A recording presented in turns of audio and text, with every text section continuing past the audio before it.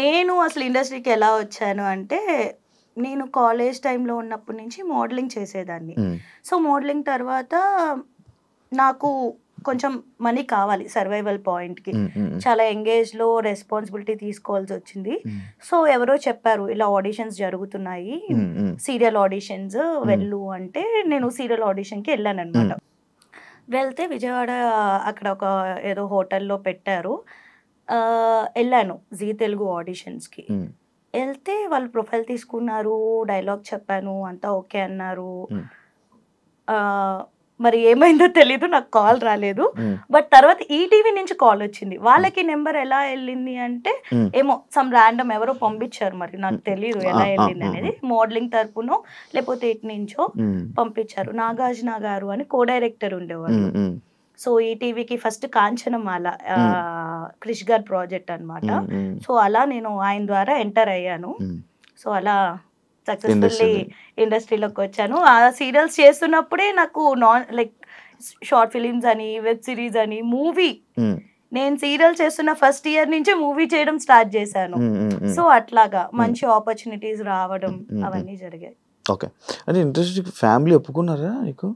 ఏం అనలేదా? ఏమనలేదా అంటే లైక్ చాలా అంటే ఇండస్ట్రీకి వచ్చే ముందు చాలా మంది చాలా చెప్తారు కదా, అలాగే భయపడ్డాము కానీ బట్ ఒక స్ట్రాంగ్ స్టెప్ తీసుకోవాలి. మనం ఏదన్నా మనం కదా, మనం కరెక్ట్ గా ఉంటే ఎవడో ఏం చేయలేడు అనే ఇదిలో నేను ఒక డేర్ స్టెప్ తీసుకుని అప్పటి వరకు పక్కనే స్కూల్, పక్క సందులో స్కూల్, పక్క సందులో కాలేజ్ అట్లా వెళ్ళేదాన్ని. నాకు ఏం తెలీదు. అలాంటిది అలా ఫస్ట్ టైం నేను మమ్మీ కలిసి హైదరాబాద్ వచ్చాము. ఫ్యామిలీ ఒప్పుకుంటుంది అంటే my mom is interested only. అంటే నువ్వేం చేసినా ది బెస్ట్ ఇస్తావు, నువ్వు చెయ్యి, నీ వెనకాల నేను సపోర్ట్ చేస్తాను. మమ్మీ ఎప్పుడు సపోర్టివ్. డాడ్ మామ్ సపరేట్ అయిపోయారు. సో ఆ టైంలో నేను చెప్పా కదా, నాకు మనీ, నా సర్వైవల్ పాయింట్ కావాలి. నాకు నేను కాలేజ్ చదువుకుంటున్నాను, నా కాలేజ్ ఫీజు కట్టుకోవాలి, మా తమ్ముడు కాలేజ్ ఫీజు కట్టాలి. సో నాకెవరు లేరు వెనకాల కట్టేవాళ్ళు. చాలా అంటే చాలా జాబ్ చేశాను. లిటరల్లీ నేను హోమ్ ట్యూషన్స్ చెప్పేదాన్ని, మెహందీస్ పెట్టేదాన్ని, ఈవెంట్స్ చేసేదాన్ని, హోస్టింగ్ చేసేదాన్ని, ఈవెంట్స్ ఆర్గనైజ్ చేసేదాన్ని, అలా ఎవ్రీ స్టెప్, ఏరోబిక్స్ చెప్పేదాన్ని అందరి ఇంటికి వెళ్ళి. అలా అలా మమ్మీ డాడీ సపరేట్ అయిపోయాక నువ్వు ఇండస్ట్రీకి? when I was 16 they got separated. It's been 10 years. Okay, ఇప్పుడు ఓన్లీ మమ్మీతోనే ఉంటున్నావు? మమ్మీ, నేను, తమ్ముడు. మమ్మీ, నువ్వు, తమ్ముడు. Happy family, sweet family. ఎప్పుడు మీ స్టోరీస్ కూడా ఎప్పుడు మమ్మీ తమ్ముడు, మమ్మీ తమ్ముడు. మా తమ్ముడు ఎక్కువ ఇష్టమా, అమ్మ ఎక్కువ ఇష్టమా? ఇద్దరు. ఎక్కువ తమ్ముడు పెడతావు? మమ్మీ ఎక్కువ ఇష్టం. మమ్మీ రీపోస్ట్ చేయదు కదా, తమ్ముడు అయితే రీపోస్ట్ చేస్తాడు.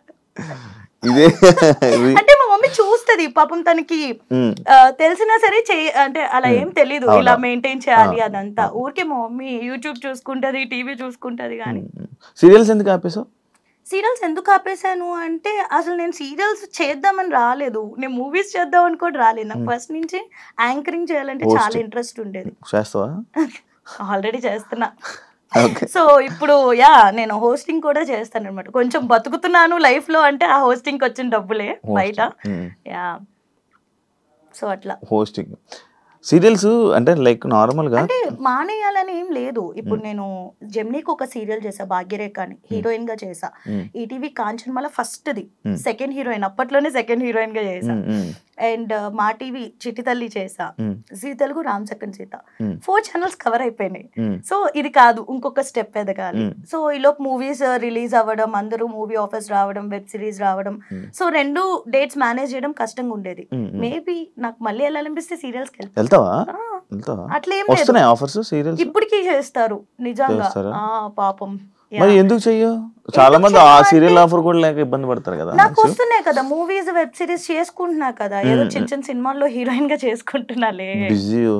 కొంచెం బిజీ ఉండే. అంటే ఇప్పుడు సపోజ్ నేను సీరియల్ ఒప్పుకున్నాను 1 and 3, 2 and 4 అలా వీక్స్ బ్లాక్ అయిపోద్ది. ఆ వీక్స్ లో నాకు ఏమైనా వచ్చినా నేను బయట హోస్టింగ్, ఇప్పుడు నేను యుఎస్ వెళ్ళి హోస్టింగ్ చేస్తా తెలుగు కమ్యూనిటీస్ కి, దుబాయ్ వెళ్ళి హోస్టింగ్ చేస్తా, లేకపోతే ఇక్కడే మన సరౌండింగ్స్ లోనే, ఇండియాలోనే చాలా స్టేట్స్ లో. ఎక్కడికన్నా ఎక్కువ దుబాయ్ లోనే యుఎస్ లో తిరుగుతావు కదా. మన తెలుగు కమ్యూనిటీస్ ఎక్కువ ఉన్నాయి అక్కడ, వాళ్ళు నా హోస్టింగ్ ఇష్టం, నేను ఏం చేయను, వెళ్ళాల్సి వస్తుంది అలా. దాటి వెళ్ళలేదు ఎప్పుడు. నువ్వు ఈ జబర్దస్త్ వైపు ఈటీవీ వైపు ఎప్పుడు తిరిగావు? ఈ జబర్దస్త్ శ్రీదేవి డ్రామా కంపెనీ అసలు చెప్పాలి అంటే ఆది గారు బిఫోర్ తెలుసు అనమాట. నేను హోస్టింగ్ చేసేటప్పుడు ఓపెనింగ్స్ కి వాటికి వీళ్ళ టీమ్స్ వచ్చేవాళ్ళు. అప్పట్లో అడిగేవాళ్ళు చేస్తావా అంటే ఆహా చేయను అనేదాన్ని అనమాట. మనకి యాక్టింగ్ ఇవన్నీ అసలు వచ్చిద్దా అనే ఫీలింగ్ లో ఉండేదాన్ని నేను. కాకపోతే చిన్నప్పటి నుంచి ఏంటి అంటే ఒకటి ఏదన్నా అడుగు అంటే దానిలో వేల్లో కాలో పెట్టాను అంటే దానిలో టాప్ ఉండాలనే ఉంటాను, అట్లనే కష్టపడతా, హార్డ్ వర్క్ చేస్తా. సో అట్లా ఆది గారు ముందు అప్రోచ్ అయ్యే లేదు అని చెప్పాను. తర్వాత ఇండస్ట్రీకి వచ్చాక నేను సీరియల్స్ చేసినప్పుడు ఆది గారు అడిగారు జబర్దస్త్ చేయొచ్చు కదా, చేస్తాను అన్న. సో అలా ఆది గారితో కంటిన్యూ అయ్యాను, రాఘవ్ గారు అండ్ జబర్దస్త్ శ్రీదేవి సైమల్టేనియస్ గా చేసేదాన్ని. సో నిజం చెప్పాలి అంటే వాటి వల్లే నాకు మంచి పేరు కూడా వచ్చింది. బయట ఎవరు ఐశ్వర్య ఉల్లింగలా అన్నారు, జబర్దస్త్ ఐశ్వర్య జబర్దస్త్ ఐశ్వర్య. మరి ఎన్ని సినిమాలు ఇవన్నీ చేసావు కదా, కానీ దాని వల్ల పేరు వచ్చింది. హ్యాపీయా మరి నీకు అది? I'm happy. ఎంత ఇచ్చేవాళ్ళు నీకు జబర్దస్త్ లో? చెప్పు. అలాంటి చెప్పకూడదు, మామూలే. అలాంటి చెప్పకూడదు. వచ్చేవా పేమెంట్? ఓకే. శ్రీదేవికి బాగానే చేసేవాళ్ళు, పర్ఫార్మెన్స్ అన్ని ఉండేవి. జబర్దస్త్ కూడా లైక్ ఓకే అంటే అందరూ జనాలు వేలు లక్షలు వచ్చేస్తాయని ఎక్స్పెక్ట్ చేస్తాం, కానీ వేలు వస్తాయి కానీ మరి లీడర్స్ కి వచ్చేంత మాకు రావు.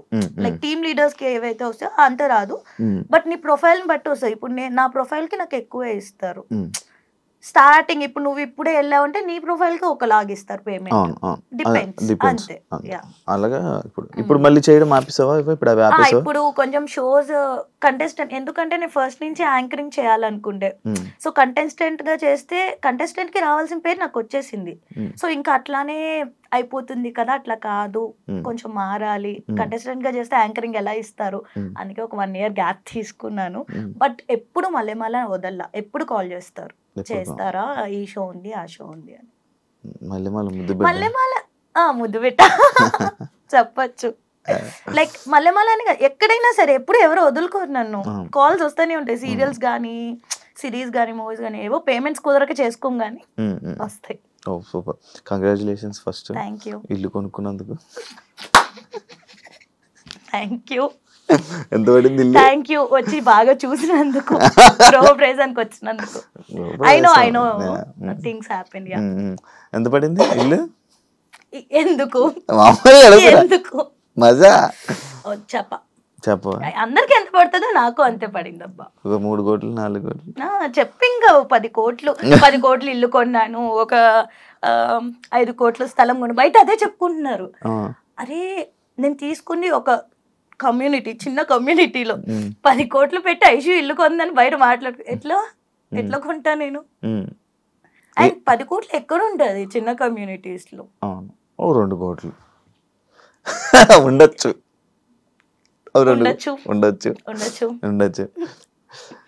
నీ డ్రీమ్ కదా ఇల్లు?